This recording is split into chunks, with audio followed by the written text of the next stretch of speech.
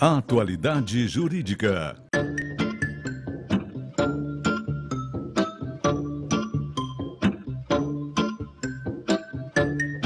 Com Odilon Garcia Júnior e Ivone Garcia. Está chegando aí mais uma Atualidade Jurídica e hoje nós vamos falar de doenças ocupacionais. Para isso a gente convida sempre pessoas especializadas, profissionais na verdade, profissionais especializados nos assuntos. E mais uma vez convidamos profissionais do Garcia Advogados Associados. Hoje, doutora Renata Saraiva e doutor Odilon Garcia Júnior. Doutor, quando a gente fala nesses temas, a gente precisa, evidentemente, esclarecer um pouquinho para o telespectador o que seria esse tema. Eu vou lhe pedir que faça isso, por favor. Bom, Guaraci, obrigado pelo convite. O tema que nós vamos hoje comentar no teu programa é justamente doenças ocupacionais entendidas como aquelas doenças, patologias adquiridas pelo empregado no ambiente de trabalho. Isso é muito importante, né?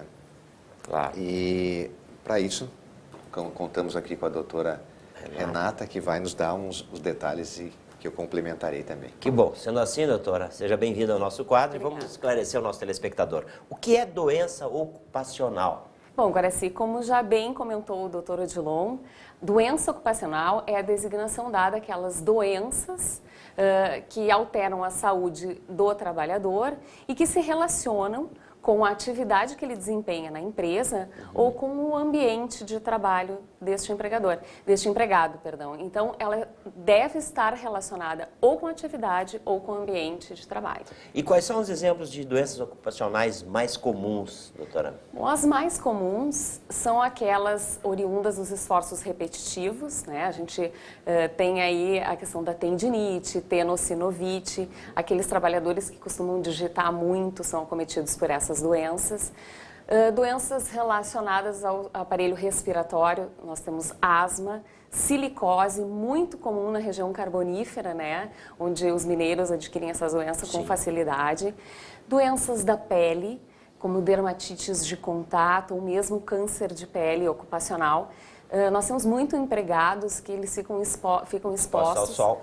Exatamente, sol e também solventes, graxas, óleos, né?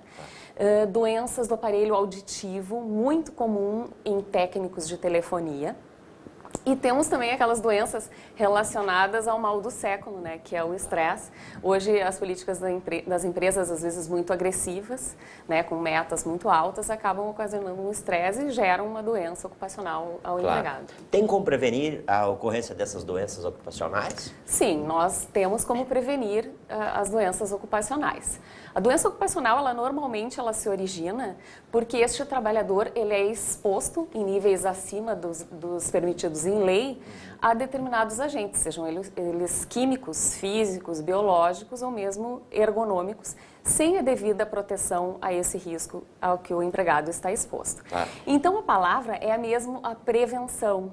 E como é que a gente faz essa prevenção? Até porque essas doenças elas são de difícil tratamento e às vezes incuráveis até mesmo, né?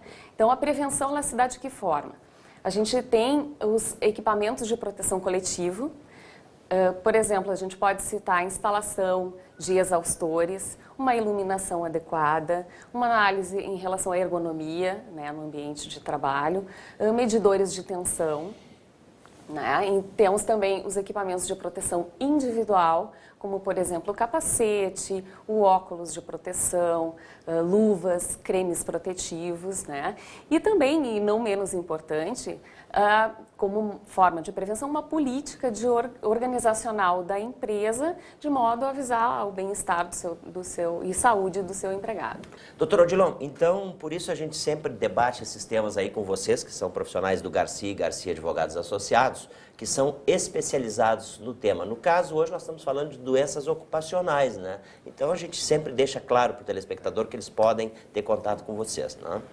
Guaraci, eu acho que uma recomendação preventiva também que a gente faz é que as empresas não tenham só aquela preocupação de fazer ou realizar um exame admissional, mas também tendo um ambiente assim, fazer exames também periódicos. Periódicos, isso é muito importante. Isso ajuda a prevenir, né? Ajuda a prevenir também. Ok, doutora Renata Saraiva, vamos para o último questionamento do nosso bate-papo hoje sobre doenças ocupacionais. Quais são as providências que devem ser tomadas pelo empregador no caso do surgimento de doença profissional?